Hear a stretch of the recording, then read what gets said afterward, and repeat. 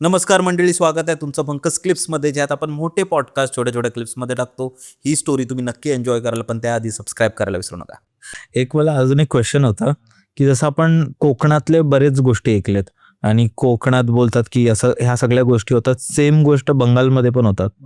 पण तिथे काय, तिकडचं तुम्हाला काय माहिती आहे की तिथे नक्की काय होतं किंवा त्याच्यात काय सिमिलॅरिटीज आहेत ते सगळं? बंगाली जादू कम्प्लीट वेगळी झाली, कम्प्लीट वेगळी आहे.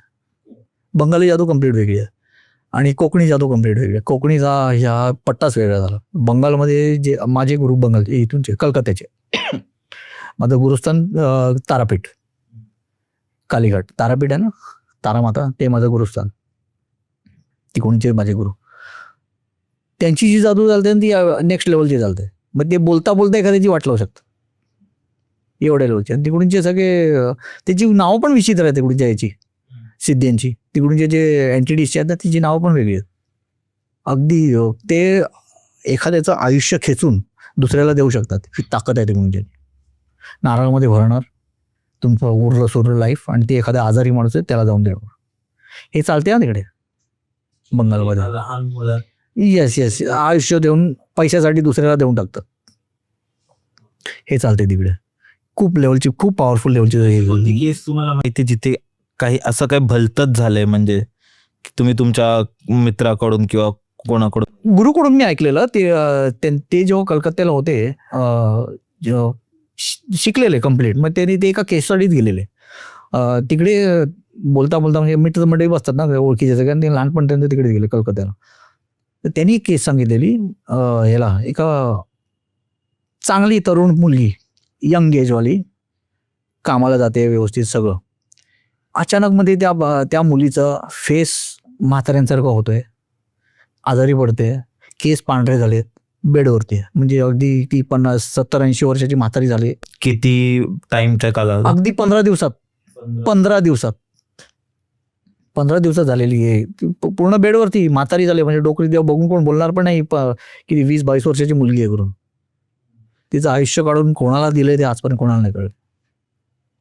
ते गुरूंकडे माझी केस नव्हती, त्यांच्या एका ओळखीवाल्याकडे केस होती. पण हे सगळं झाल्याच्या नंतर तुम्ही काहीच नाही करू शकत. एकदा गेलं का गेलं, विषय संपला.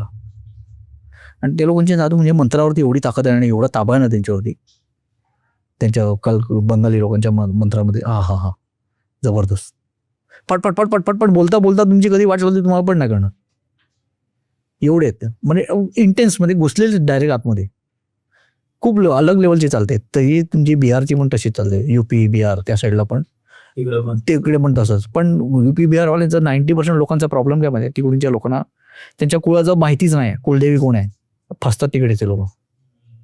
भरपूर केसेस आहेत माझ्याकडे कुलदेवीच्या, युपीच्या साईडच्या भरपूर केसेस. म्हणजे अगदी अंगात आलंय आणि चालतायत, म्हणजे देवच आलाय करत हे करतात. पण शेवटी कुलदेवीचं नसल्यामुळे त्या वाट लागते लोकांची. आणि मुलींना जास्त करून पकडतात, मुलींना जास्त करून खूप मुलींची वाट लावतात. युपी अट्रॅक्ट करतात लोक. युपी बिहार साईडचे आमच्याकडे जेव्हा मी गुरूंच्या जोडीला यायचो तेव्हा मोस्टली त्यांच्याकडे या साईडच्याच केस यायच्या, युपी बिहार साईडच्या. ते पण युपीचेच, पण ते कलकत्त्याला बॉर्न अँड बॉटम. त्यांच्याकडे या साईडच्याच केसेस. ह्या साईडच्या केसेस म्हणजे ह्या केसेस कशामध्ये या मुलींना, तुम्हाला युपीवाल्यांची एक सवय माहिती आहे, ते लोक पायामध्ये पैजण आणि लाली पावडर आणि काजळ, परत हातामध्ये मस्त छमछम वाजणाऱ्या बांगड्या आणि परत परफ्यूम टकाटक मारून जातात. वारा पकडते शेवटी किती झालं. आणि त्या अशा चुकीच्या टायमाला निघतात ना जास्त करून मुली, या 7 वाजता, म्हणजे अगदी दिवाबत्तीच्या टायमाला वगैरे. तो टाईम आहे ना, संध्याचा टाईम, तो दिवाबत्ती खूप डेंजर. अवॉइड करावं त्या टायमाला ॲक्च्युली घराच्या बाहेर जायचं. पण फिरणं आता काय करणार या लोकांना. मग अशा केसेस याच्याकडे यायचे. मग ते बसले, मग एखाद्याला कुठली एंटिटी 4 रस्त्याची कुठली पकडली आहे, मग ते सोडत नाही लवकर. या सगळ्या जाम जिद्दी आत्मा. मग या लोकांना पकडा, बांधामध्ये अंगात आल्यावरती अशी ताकद लावतात ना, दरबारच लागायचा लिटरली त्यांच्या घरी. आणि मी बसलोय, माझ्या बाजूला मी गुरु बसले, आमचं बोलणं चालू आहे. अचानक मध्ये ते कसे ते पटकनची कुठले ते आत्म्याला बोलवायचे आणि सांगायचे पटकन बोल, तू कोण आहेस तर पटकन बोल. मग बोलता बोलता मग चालू करायचे.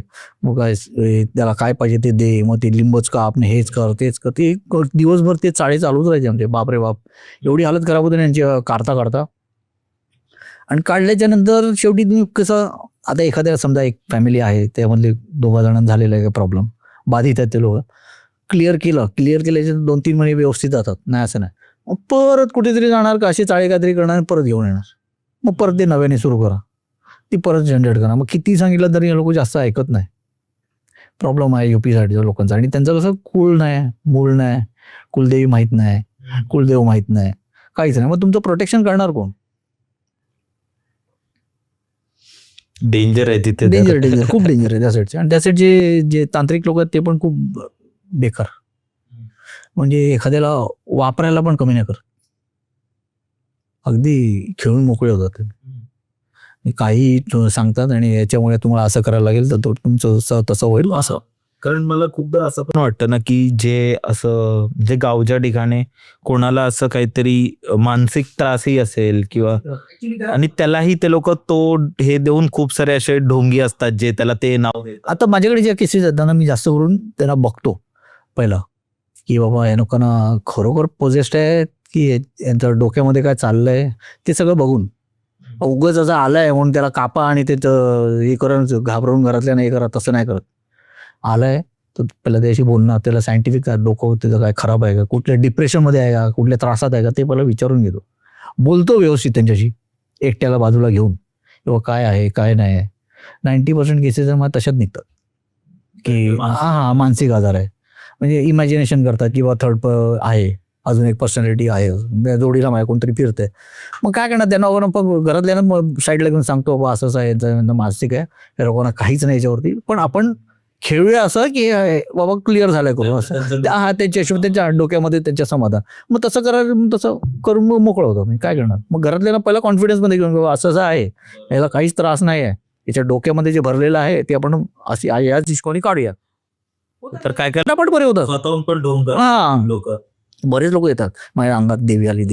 अरे देवी आली म्हणजे तू हलवा थोडी आहे देवी अंगात द्यायचा, म्हणजे अरे तिने बघितलं जरी ना वरून तुमच्याकडे तर तुम्ही फाटून जाल अक्षरशः. ही ताकद आहे तिची देवीची, आणि बोलतात माझ्या अंगात देवी आली. खायचं काम थोडी आहे देवी आहेत. माझा एक प्रश्न आहे पण नॉर्मल लोकांना पण, आता तुम्ही ऐकलं असेल कालीमाता येते,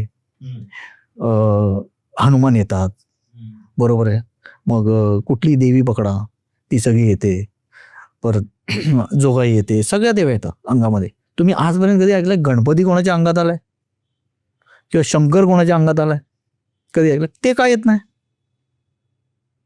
नाही पण ते माझा एक नॉर्मल लोकांना प्रश्न आहे हा, ज्यांच्या अंगामध्ये त्यांना पण हा प्रश्न आहे की बा काय येत नाही.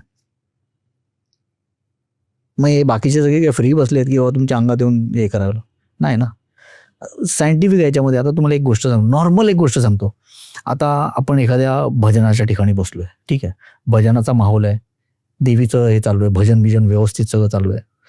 आता तुम्ही इंटेन्स त्याच्यामध्ये घुसता ना जेव्हा, अगदी खूप तुम्हाला इंटरेस्ट येतोय, तुमचे माइंड आहे ना त्याच्यामध्ये घुसलं एकदाचं का तुम्ही स्वतःला ट्रान्समध्ये घेऊनच जाता. एकदा तुम्ही खूप इंटरेस्ट लागला की स्वतः माणूस ऑटोमॅटिक त्यामध्ये जातो. मग तल्लीन झाल्यावरती तुम्हाला कळत नाही तुम्ही काय करता, मग ते नाचायला चालू करा, आला कर. बेसिक नॉर्मली हे ऍक्च्युली होते की तुम्हाला असं वाटतं की देवी वगैरे आले तुमच्या अंगामध्ये, असं तेवढी ताकद नाही आजच्या लोकांमध्ये कुठल्याही याच्यामध्ये. आणि खूपदा असं पण होतं, मला आठवतंय मी गेल्या वर्षी एकविरा आईच्या इथे गेलेलो आणि तिथे खूप मोठी रांग असते आणि रविवार होता. एखाद्याला पटकन अंगात येतो आणि ते लोक अशी रांग तोडून पुढे जातात आणि मग जेव्हा पोहोचतात ते एकदम नॉर्मल होऊन जातात. मी बोललं हे नक्की काय होतं. नॉर्मल गोष्ट आहे, समजा तुमच्या समोर एखाद्याच्या अंगावर आलं, देवीचं वगैरे वार आलं, तर काय जास्त काय नाही, एक कापूर घ्यायचा, जिभेवरती ठेवायचा, पेटवून द्यायचा. जर खरोखर वारा आलाय ना तर तो काढणार नाही बाहेर, तसाच ठेवेल किंवा हातामध्ये ठेवा कापूर, पेटवून द्या. तो संपीस तोपर्यंत तुमच्या हातात राहिला तर तुमच्या अंगात खरोखर वारा आला. डेंजर. आणि जसं बोललो ना, असं मानसिक पण खूप असतं. कारण एक माझ्या घरीच झालेलं, माझी आजी होती, आता तर ती नाही राहिली, पण तिला ना मला वाटतं 5 ते 6 वर्ष, बराच टाइम झाला असेल मला वाटतं, आम्ही पण लहान होतो. तर तिला ना अचानक ती मध्येच ना अशी वेड्यासारखी वागायला लागली. एक थर्ड पर्सन अंगात येतो ना की खूप अशी पॉवरफुल आणि असं तसं, आणि त्याला गावी राहायचे आजी आजोबा. तर त्यांचं असं होतं की गावातल्या लोकांचं असं होतं काहीतरी आलंय, हिच्या अंगात काहीतरी आलंय. माझ्या पप्पांना वगैरे बोलायचे की दाखवायला कुठेतरी असं तसं. मग ते बोलले पप्पां हे गोष्टी नव्हते मानत, की ते बोलले की काम करतो, ते डॉक्टरकडे घेऊन गेले.